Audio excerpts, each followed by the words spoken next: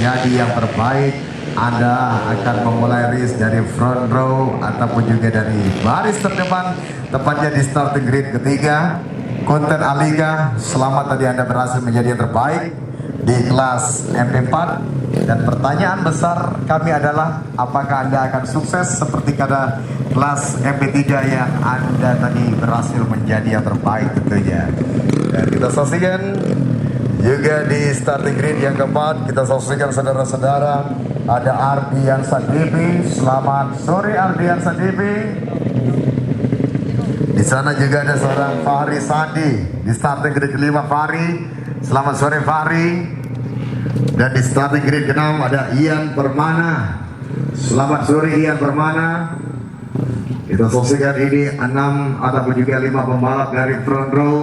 Dan kita di sini masih akan menunggu seorang Maulana Ibrahim Honda Lilo Akabidir Kayyidi Arazer Ogo FDR Bone yang tadi baru saja berhasil menjadi yang terbaik di kelas Bebek 4 sampai dengan 150 cc ini.